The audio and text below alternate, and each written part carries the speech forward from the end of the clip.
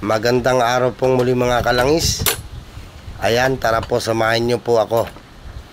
Ito po ay ituturo ko para sa mga beginner. Ano po? Tara ho.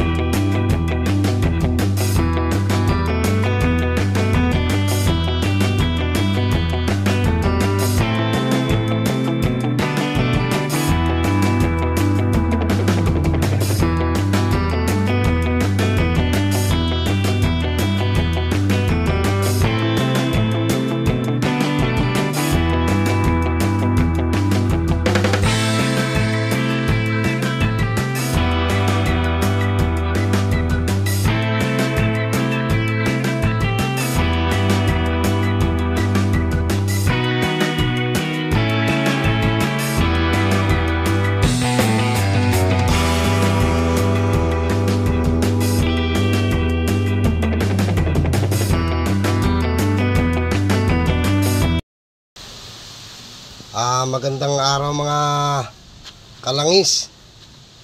Ito po para sa mga beginner. Ano po? Meron ho ako ritong itatap overhaul na 4A. Yan, 16 valve ano. Toyota 4A. Ngayon ho, sa mga beginner, bibigyan ko po kayo ng idea kung paano ba i-timing to bago baklasin ang cylinder head. Ayan. Dito sa cylinder head, mayroon ho ritong, tayo ka boss para makita mga ukab. Ayan, iyan po yung ukab niya. Ngayon dito naman ho sa sa camshaft gear niya may butas. Ayan. Pagtatapatin nyo lang ho siya. Ngayon, palibasa ho ito ay twin cam. Dito tayo tatayo sa harap naman ano.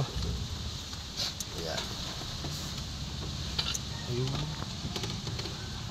Doon sa loob, akin yung stick jobert na yung parang screw. At ituturo natin to sa mga beginner ano. Ayan. Medyo itutok mo rumbo sa loob. Yan, kita-kita. Ayan. Ayan, kung may mapapansin ho tayo, dalawang butas. Ayan. Ayan. Ayan. Ito pong butas na to at saka butas po rito sa kabila ng gear. Magkatapat ho yan. Ngayon, hindi ho pwede magkalis yan. Itong dalawang butas naman na to, kailangan po nito ay naka 12 o'clock. Ayan. Ayan.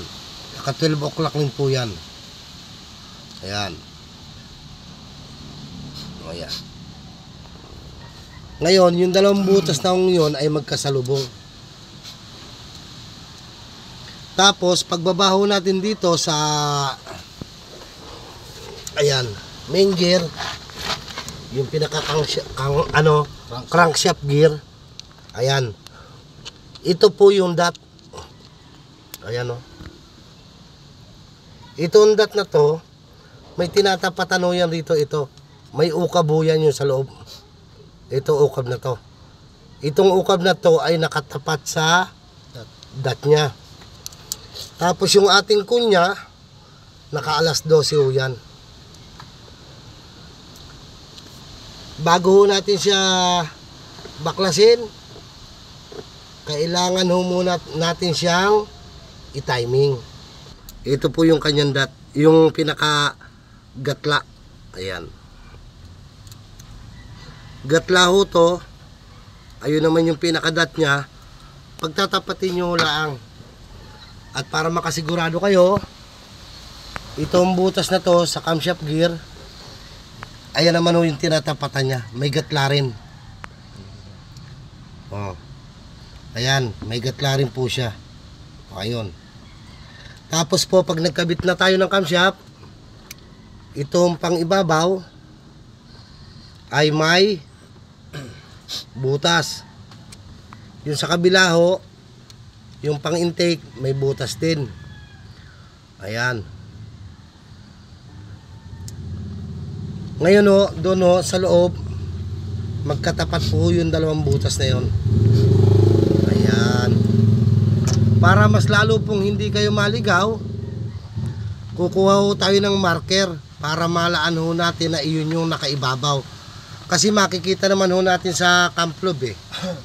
Kaya lang ho, sa mga beginner, minsan ho ay nagkakamali sila. Kaya ito po ay pinapaliwanag ko. Lalagyan ho natin siya ng marker para alam ho natin na iyon yung nasa top. Kukuha lang tayo ng marker. Tagiliran.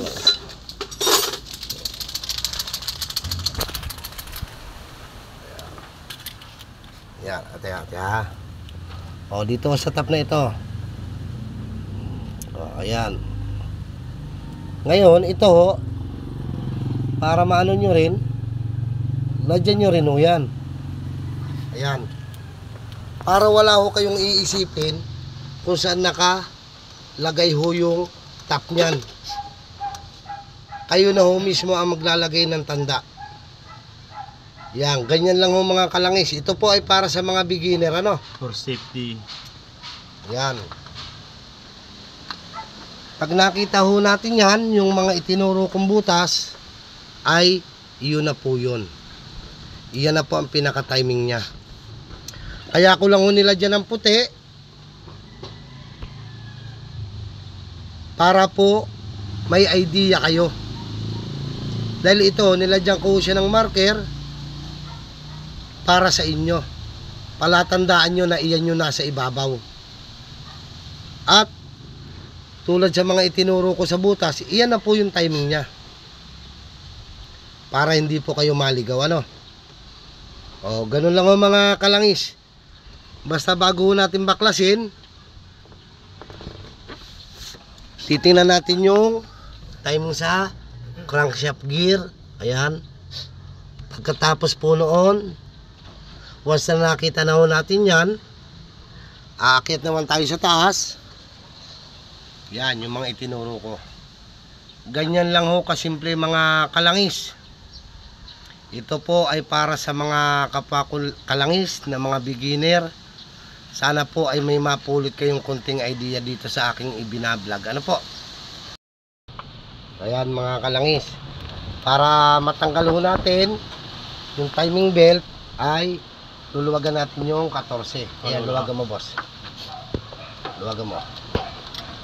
Yun, yung 14 ho ng tensioner. Sige boss, yan.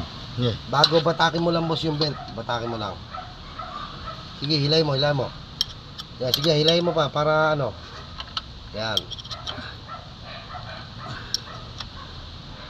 O, pag nahila, hipitan uli natin yan para maluwag na ho yung belt.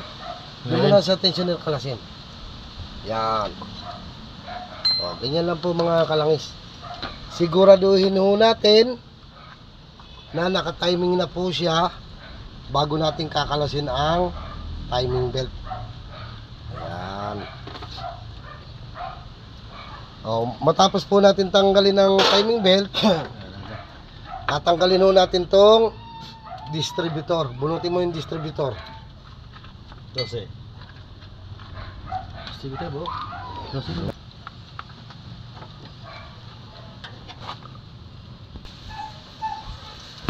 Ayan, nabunot na ho natin yung distributor nya.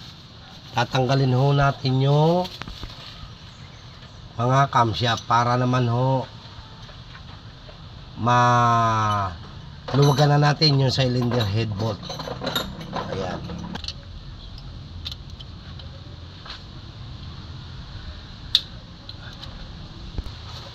O, ito mga kalangis, para hindi po kayo maligaw, ano po, yung pang exhaust ho, yung mga cup ho ng camshaft ay may nakasulat na letter E. Ayan ha. Ito po yung E2, ibig sabihin pang exhaust ho na cup yan. Number 2, 3, 4, 5. Yung sa intake naman po, I2, I3, I4, I5. Tapos yung kanyang mga arrow ay nakasunod do papunta roon sa gear. Itong sa 1 niya, hindi po siya magkakapalit. Dahil yung sa intake po ay maliit. Ito po sa exhaust ay malaki, gawa ng sa oil seal. Ayan. Santo.